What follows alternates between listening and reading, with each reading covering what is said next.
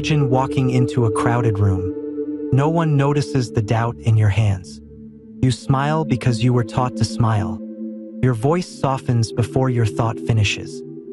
How much of your life is spent managing impressions, editing yourself into acceptable shapes? You file your desires under later and polish your edges to fit expectations that aren't even yours. Michel de Montaigne, centuries before modern therapy, argued that the chief burden of human misery is caring too much about being seen the right way. His remedy isn't callousness. It's a radical surrender. Stop measuring your worth by applause and watch space open where fear used to live. This doesn't mean abandoning responsibility. It means removing the barbed wire of approval from around your choices.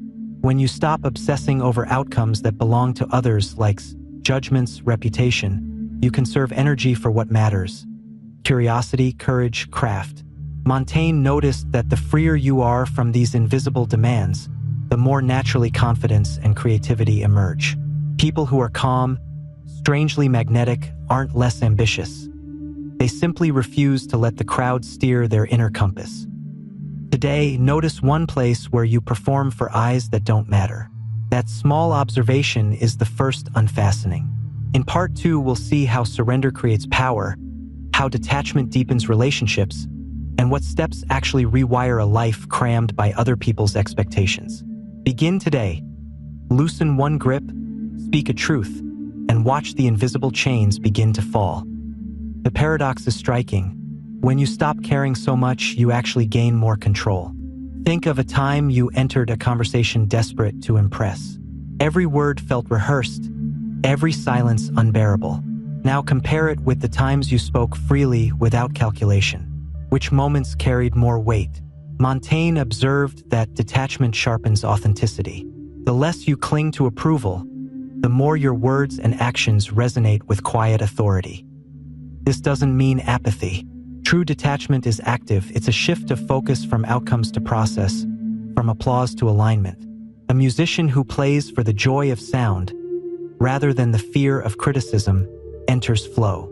An entrepreneur who works from curiosity, not from the scoreboard of others, unlocks creative solutions no one else dares attempt.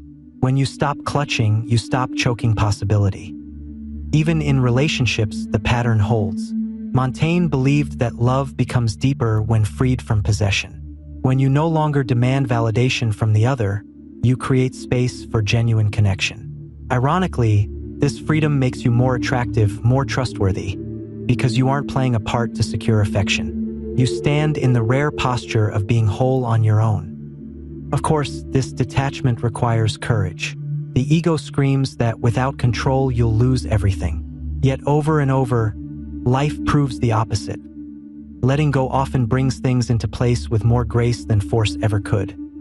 In part 3, we'll move from philosophy to practice, simple, concrete steps for living Montaigne's wisdom every single day. So how do you live this philosophy not as an idea, but as a daily rhythm? Montaigne believed that practice begins with self-examination. Start by asking, where am I clinging? Maybe it's to reputation, to outcomes you can't fully control, or to the endless urge to please. Naming the weight loosens it. Second, reframe failure. Instead of treating mistakes as threats to your identity, treat them as experiments. Montaigne himself confessed his flaws openly, writing essays that were more mirrors than monuments. By exposing imperfection, he proved that authenticity has more power than polish. Third, embrace small acts of surrender. Speak an opinion without editing it for safety. Leave a message unanswered without guilt. Create something, a drawing, a line of writing, a decision, not for applause but because it feels true. These micro moments of detachment rewire your nervous system to trust freedom over fear. Finally, return to presence. Caring less is ultimately about caring rightly, about savoring what you can hold, the texture of a morning, the laughter of a friend, the quiet pride of effort well spent. When you release the need to control the world's response, you reclaim the richness of the present moment. Montaigne's wisdom whispers across centuries. The art of life is not in endless striving, but in learning to let go. And when you do, something remarkable happens. Without the noise of needing to prove, you finally hear your own voice, steady, grounded, and free.